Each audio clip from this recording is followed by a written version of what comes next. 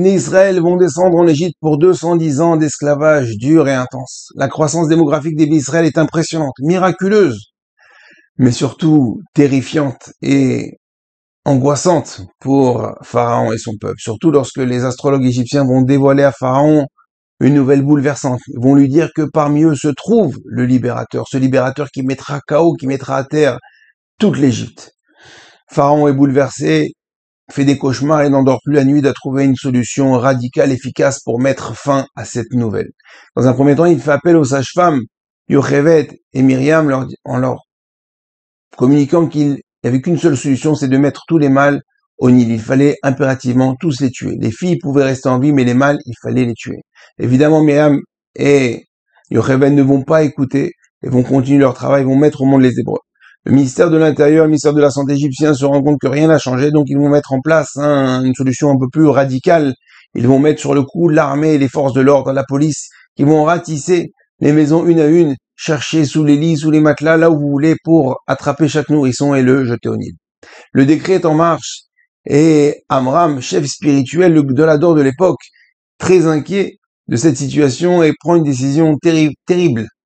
Il décide de se séparer de sa femme, en disant que de toute façon, ça ne sert à rien de rester ensemble, de mettre des enfants au monde qui vont terminer égorgés ou terminer dans le Nil.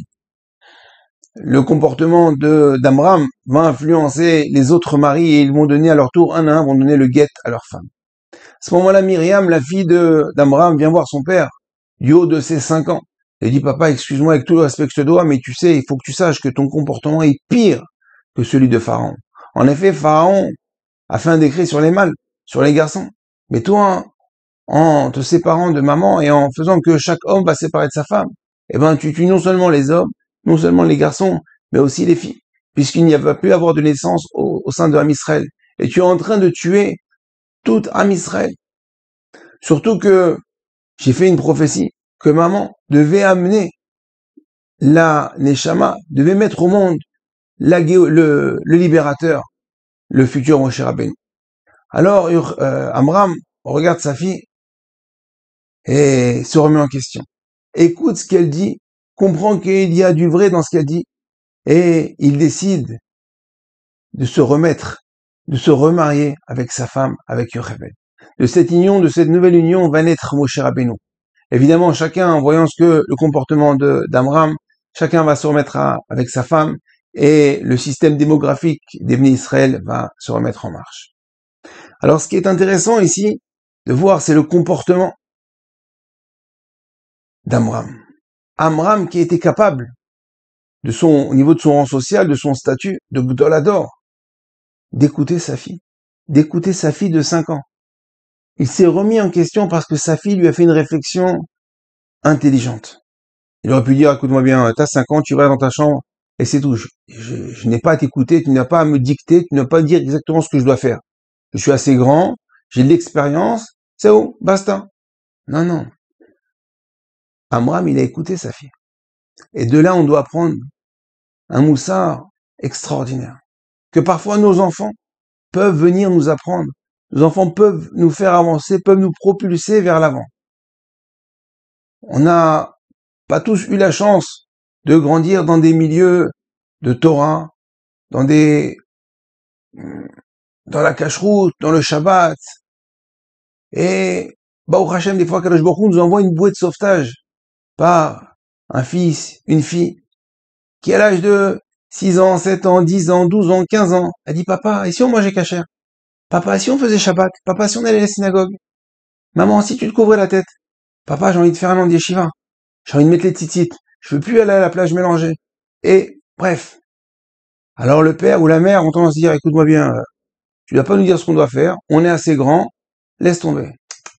Hachem, il t'envoie un message. Il t'envoie une occasion, un tremplin. Il te permet, par cet enfant-là, de peut-être de sortir de là où tu es. Et on voit de qui on apprend ça, d'Amram. Si Amram n'avait pas écouté Myriam, il n'y avait pas d'âme Israël. Mais il a baissé la tête, il s'est remis en question. Et grâce à ça, il a donné naissance à Moshe Rabbeinu. Moshe Rabbeinu qui va libérer Am Israël, qui va amener Am Israël au Har Sinaï. Am Israël qui va recevoir la Torah. Et qui va ramener que Israël, Chai Vekayam. Si on est encore là aujourd'hui. 3000 ans. Depuis 3000 ans, on est là. Et on attend, Bezrat Hashem, la Géoula Shelema, la Géoula finale, la construction du troisième Beth Amikdash.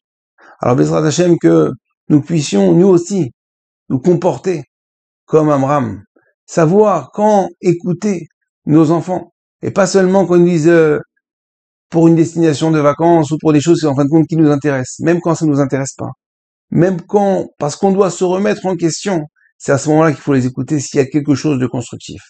Alors, Bezrat Hashem, qu'on puisse ouvrir nos oreilles, ouvrir notre cœur et avancer tous ensemble, toute notre famille, tous nos amis, Berakadosh Baruch Hu, et nous aussi amener en fin de compte ce libérateur au sein de chaque foyer qui amènera chaque famille vers la libération finale, la Géoula Shelema, Bimera Biamenu, Amen, Shabbat Shalom, Kol Tov.